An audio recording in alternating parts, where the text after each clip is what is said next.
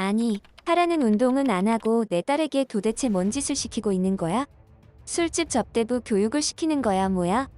미국 콜로라도주 덴버의 한 태권도 도장에서는 미국인 학부모와 태권도 관장, 그리고 무술을 수련하는 수련생들이 북적이고 있습니다. 그런데 이게 무슨 일인지 미국인 학부모가 태권도 관장에게 목에 핏대를 세우며 항의하고 있는데요. 술집 접대부 교육을 시키냐는 말까지 하는 학부모는 잠시 후 충격적인 경험을 하게 되면서 완전히 태도가 돌변했다고 합니다. 도대체 그곳에서는 무슨 일들이 있었던 것일까요? 안녕하세요. 저는 미국 콜로라도주 덴버에서 아이 둘을 키우는 가정주부 아이슬라 로즈라고 합니다. 저에게는 눈에 넣어도 아프지 않을 두 아이가 있는데요. 첫째는 공부도 잘하고 성격도 씩씩한 데다 말도 잘 들어서 아주 나무랄 데가 없는 아이였습니다. 세상에 저렇게 천사 같은 아이가 우리에게 오다니 하늘에 감사할 정도로 행복한 일이었죠. 하지만 막내딸은 조금 달랐습니다.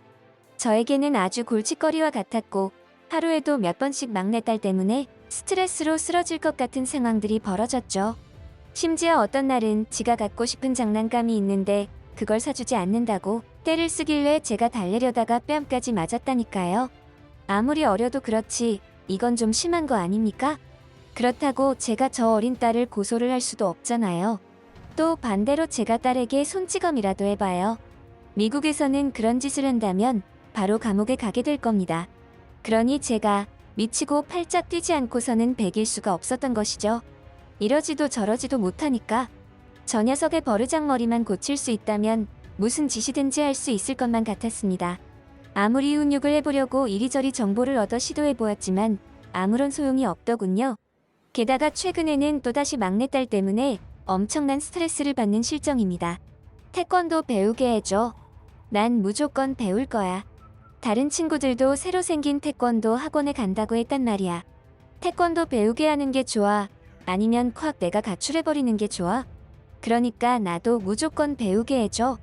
아주 골머리가 썩어도 이렇게 지끈거리게 썩을 수가 없었습니다. 저 말하는 뽐새 좀 보세요.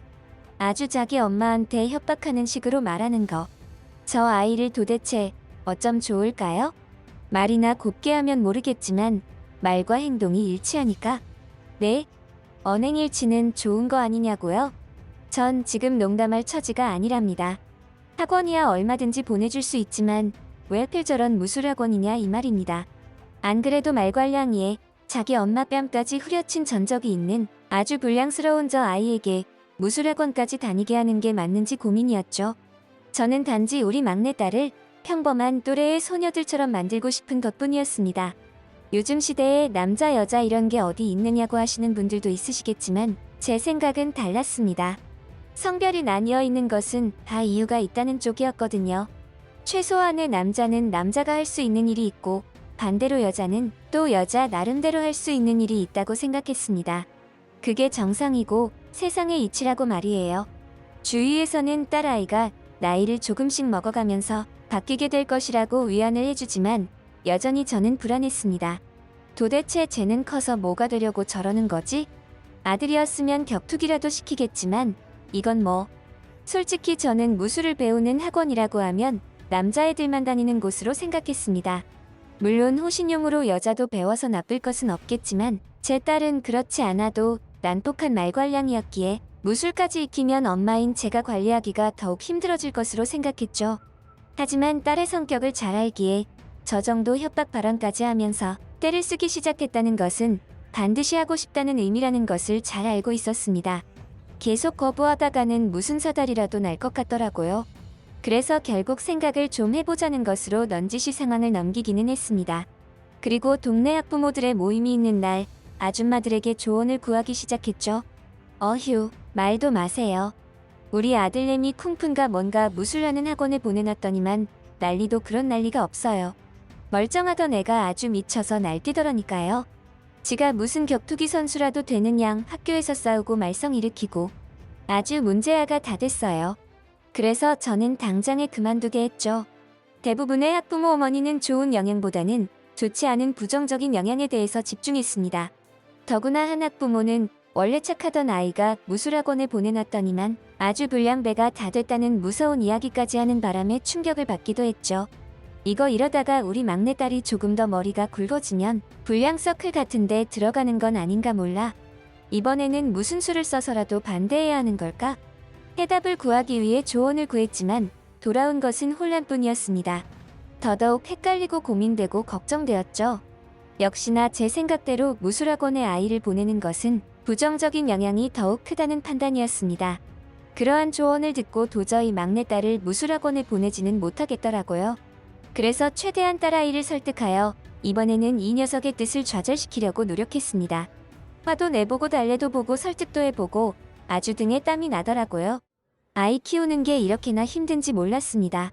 첫째 때는 이러지 않았는데 막내 녀석은 왜 이렇게 유별난지 혀를 내둘렀죠.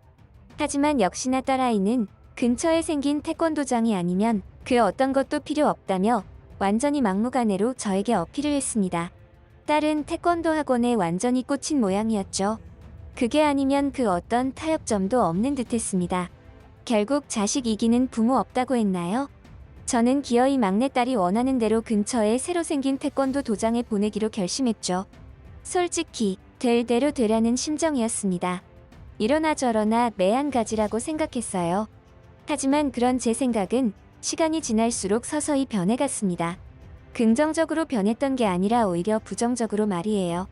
태권도 학원을 다니기 시작한 딸아이의 모습이 점점 걱정되었거든요. 알 수 없는 이상행동들을 하기 시작했어요. 집으로 들어오는 순간부터 허리를 굽히면서 들어오는 기괴한 행동을 하질 않나. 또 서서히 말수가 줄어들더니 이제는 걱정되는 수준까지 되었습니다. 사람이 갑자기 확 바뀌면 일신에 큰 문제가 생긴 것일지도 모른다는 말들이 떠오르기 시작했죠. 무언가 딸에게 큰 변화가 있는 것은 확실했습니다. 그러다가 저는 그 일들이 딸에게 아주 좋지 않은 일들일지도 모른다는 끔찍한 생각까지 하게 되었죠. 딸과 대화하다가 문득 팔이나 다리 쪽에 멍이 시퍼렇게 들어있는 것을 목격했거든요. 도대체 내 딸에게 무슨 일이 일어나고 있는 거지? 아무리 긍정적으로 생각하려고 노력해봐도 이건 아니야. 분명히 뭔가 문제가 있어. 솔직히 저는 딸아이가 태권도 학원에서 학대를 당하고 있는 것은 아닐까 조심스럽게 걱정했습니다. 아이의 말수가 급작스럽게 줄어드는가 하면 몸에 이곳저곳에 멍이 들어있는 것을 보니까 그러한 생각들이 절로 나더라고요. 물론 운동하는 학원이다 보니 과격한 동작을 하다가 부딪혀서 멍이 들 수도 있다고 생각했지만 여러 가지 정황들이 그쪽보다는 다른 쪽으로 생각이 들게끔 했습니다. 결국 저는 더 이상 두고만 봐서는 안 된다고 판단했습니다. 아무도 모르게 딸이 다니는 태권도 학원에 쳐들어가서 그곳에서 벌어지고 있는 모든 행태를 직접 목격하고 파악하려고 했죠. 하지만 그런 식으로 그동안 해보지 못했던 행동들을 하려고 하니까 떨리는 마음은 어쩔 수가 없더라고요. 그래서 남편에게 조심스럽게 이야기를 꺼냈고 태권도 학원에 동행하기로 약속했습니다. 여보, 너무 걱정하지 마. 당신이 너무 걱정하는 것 같으니까 내가 따라는 가는데 아마 당신이 생각하는 그런 일은 절대 아닐 거야.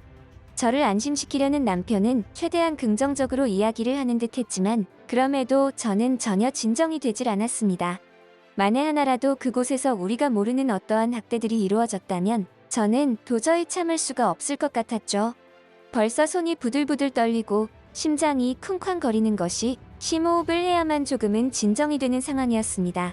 그렇게 저와 남편은 태권도장을 몰래 찾았고 이내 충격적인 모습을 목격하고야 말았습니다. 기어이 제가 생각했던 기괴한 상황들이 연출되고 있었던 거예요. 그곳에서는 분명히 무술 동작을 하고 있어야 할 제 딸아이가 믿기 힘든 행동을 하고 있었습니다. 그러한 장면을 목격한 저는 더 이상 인내하지 못하고 태권도 도장 안으로 뛰어 들어갔죠. 아니, 하라는 운동은 안 하고 내 딸에게 도대체 뭔 짓을 시키고 있는 거야? 술집 접대부 교육을 시키는 거야 뭐야? 이제는 불안감에 떨리는 마음이 아니라 분노로 떨리는 마음을 주체하지 못하고 태권도 관장으로 보이는 사람에게 따지듯 항의했습니다. 그도 그럴 것이 제 딸은 과격한 운동 동작을 하는 것이 아니라 마치 술집에서 접대부들이 손님에게 술을 따르는 듯한 포즈를 취하고 있었거든요. 운동을 가르치는 학원에서 이게 말이나 되는 장면입니까? 그곳에 있는 모든 사람의 이목이 저에게 집중되었습니다. 갑작스러운 상황에 그곳에 있는 사람들은 상당히 놀라는 듯 했죠. 태권도 관장 또한 마찬가지였습니다. 잠시 놀란 토끼 눈을 뜨고 있던 그는 저에게 차분한 어투로 말을 이어갔습니다. 그리고 이내 저와 남편은 벙찐 표정을 지었고 얼굴은 붉게 달아올랐죠. 너무나 쪽팔려서. 아, 스테이시 부모님 되시는군요. 먼저 인사를 드렸어야 했는데 도장을 차린 지 얼마 되지 않았고 일이 너무 바빠서 이제야 이렇게 인사를 드리네요. 그런데 뭔가 오해를 하고 있으신 것 같습니다. 스테이시는 누구보다 열심히 운동을 배우고 있고 시간이 지날수록 발전하는 것이 눈에 보일 정도입니다. 그리고 지금 수련하고 있는 것들은 한국의 다도 예절이라고 합니다. 잘 모르실 수도 있으니 간단하게 설명을 해드리자면 다도 예절은 아이들에게 아주 긍정적인 영향을 미칩니다. 예의범절을 배울 수 있고 주의력이 부족한 아이들에게는 집중력을 키워줄 수도 있죠. 성격이 급한 아이들에게는 좀 더 차분함을 갖출 수 있게 만들어주기도 하고요.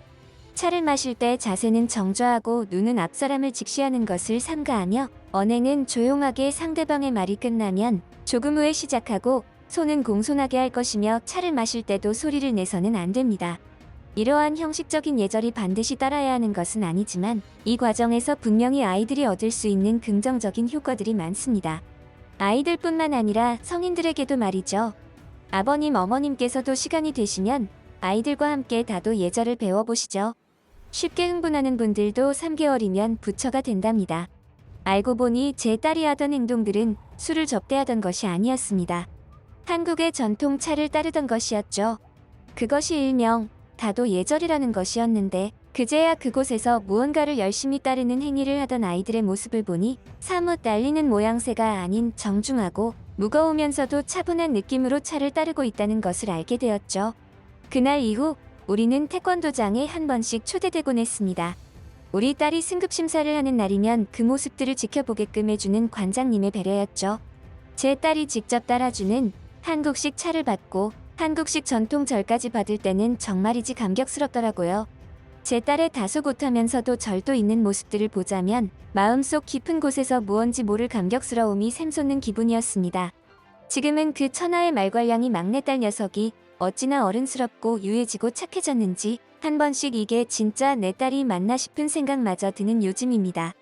한국의 태권도는 그저 육체적인 것에만 집중된 운동이 아니라 사람의 정신까지도 정진하게 만들어주는 아주 훌륭한 무술이라는 것을 이제는 알게 되었죠. 이 자리를 빌려 저의 딸을 긍정적인 방향으로 이끌어주신 태권도 관장님에게 감사의 말씀을 드리고 싶습니다. 그리고 이러한 훌륭한 태권도라는 무예를 전 세계로 알려주고 계시는 많은 한국 분들에게도 감사의 말씀을 전하고 싶습니다. 정말 감사합니다. 그리고 앞으로도 지금처럼만 갖기를 부탁드립니다. 한국 파이팅! 태권도 파이팅!